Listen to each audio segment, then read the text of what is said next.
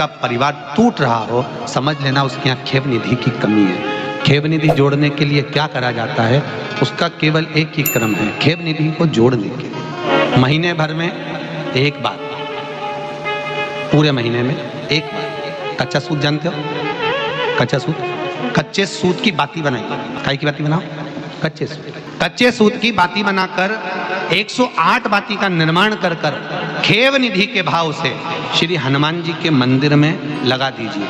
आपके बहू बेटे में अगर लड़ाई है, सास बहू में लड़ाई है, भाई भाई में लड़ाई है, कहीं संबंध विच्छेद हो रहे हैं, किसी का तलाक जैसा हो रहा है, तो वो वापस जुड़ने की कतार पर आ जाता है। जोड़ने का जो प्रयास करें।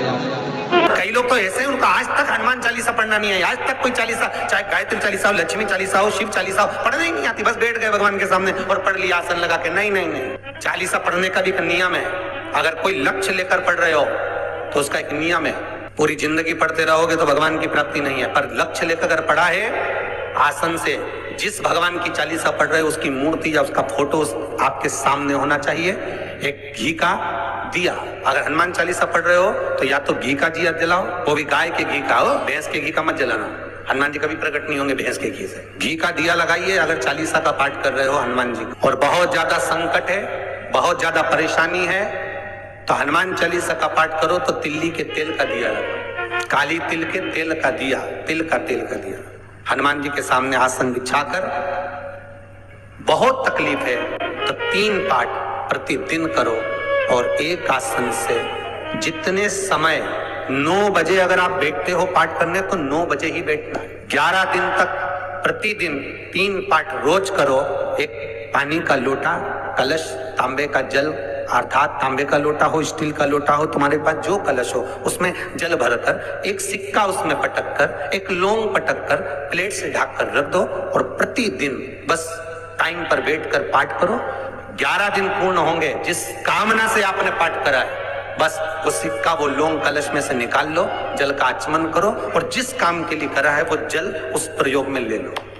उस प्रयोग, किसी से बात करने जाना है तो वो जल पी कर जाइए, कोई से हाथ मिलाना है तो वो सिक्का, वो लौंग अपने हाथ में रखिए, अपने साथ। विवाह शादी में देरी हो रही हो, या कोई नया कार्य चालू कर रहे हो उसमें देरी हो रही हो, या कोई सर्विस के लिए, नौकरी के लिए जा रहे हो और वो कार्य नहीं हो रहा हो, तो एक धतूरा, केवल एक धतूरा, उस धतूरे को फोड़कर उसके अंदर का फल निकालकर उस फल को शिवलिंग पर चढ़ाकर 1 लोटा जल शंकर भगवान को समर्पित कर। दिन होना चाहिए मंगलवार। कौन सा दिन होना चाहिए? जम के बोलो जरा, मंगलवार समर्पित करो। उसके बाद में आप विवाह के लिए अगर समर्पित करे हैं तो विवाह में देरी नहीं होगी। व्यवसाय और व्यापार के लिए या नौकरी के लिए समर्पित करे हैं तो उसमें देरी नहीं होगी।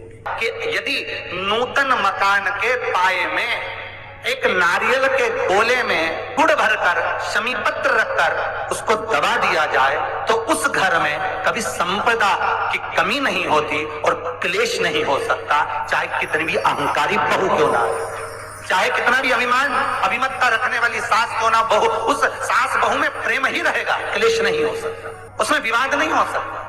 उस घर के अंदर जितने भाई रह रहे हो, जितने कुटुंबी रह रहे हो, परिवार रह रहा हो, उसमें क्लेश का कोई मतलब नहीं हो। जिनको श्वास की दमे की, दमा चलता हो, श्वास चलता हो, दमे की, श्वास की जिनको ज्यादा तकलीफ रहती है, उनको मछली को दाना जरूर देना चाहिए।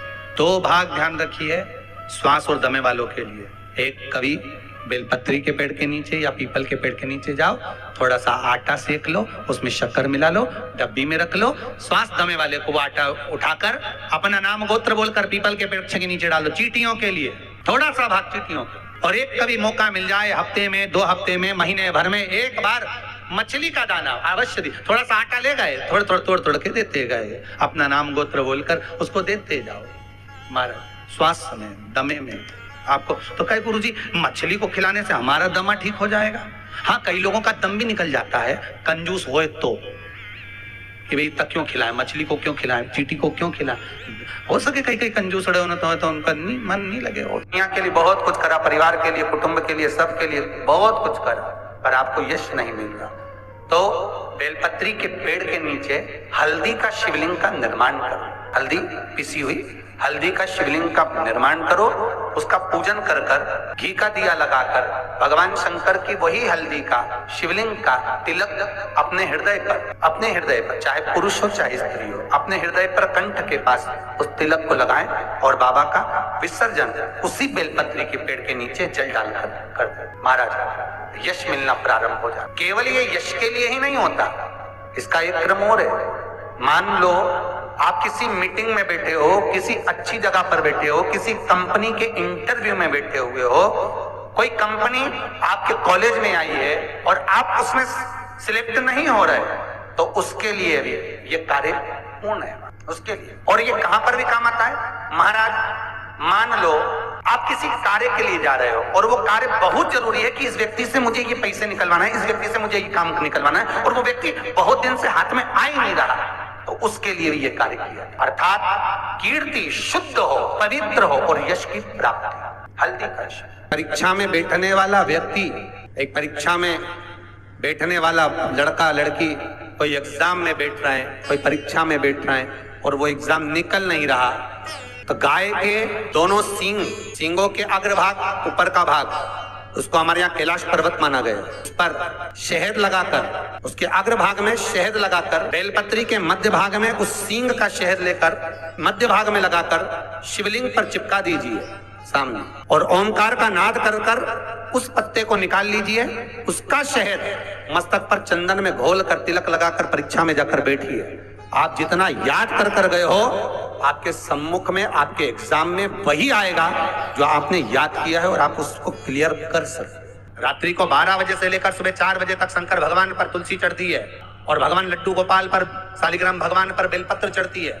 उस बेलपत्र और तुलसी को सुबह 4 बजे से पहले शहद की शीशी में रखा जाता है, और उस शहद को जो बच्चा माइंड से कमजोर होता है, बुद्धि से कमजोर होता है, जो पढ़ने में कमजोर होता है, जिसका विवेक काम नहीं करता, कोई कंपटीशन एग्जाम उसका निकल नहीं रहा होता है, तो 1 महीने उस बच्चे को वो शहद चटाया जाता है, तो बच्चा विद्वान हो जाता है। माता पिता को कहना नहीं पड़ता कि पढ़ने बैठ, बच्चा खुद पढ़ता है। माता पिता नहीं कहते फिर कि पढ़ने बैठो, वो खुद पढ़ेगा। शिव को, शिवलिंग को 3 उंगली का स्पर्श, नख का नहीं, ये 3 जो हमारे पोर दिखते हैं, आपकी उंगली में 3 पोर, ये 3 खन, 3 पोर जो नजर आ रहे हैं, किसी भी शिव मंदिर में जाओ, आराधना करो, शिवलिंग को इन 3 पोर का स्पर्श कराकर अपने हृदय की बात शंकर से कहकर, कंठ से उस पोर को लगाकर, नैनों से छुआ कर, झोली शिव के सामने फैलाकर विनय कर आओ, बाबा तेरा दिया हुआ खा रहे हैं, तू संभाल लेना, जो दुख, जो तकलीफ, जो कष्ट, जो बीमारी आए तू झेल लेना बाबा, और अपनी शरण में रखना। तो दोस्तों, वीडियो आपको अच्छी लगी हो तो वीडियो को लाइक करें, चैनल को सब्सक्राइब करें, हमारी वीडियो को शेयर करना बिल्कुल भी ना भूलें। मैं आपसे मिलती हूँ अगले वीडियो में, तो तब तक के लिए अपना ध्यान रखिए और खुश रहिए। धन्यवाद।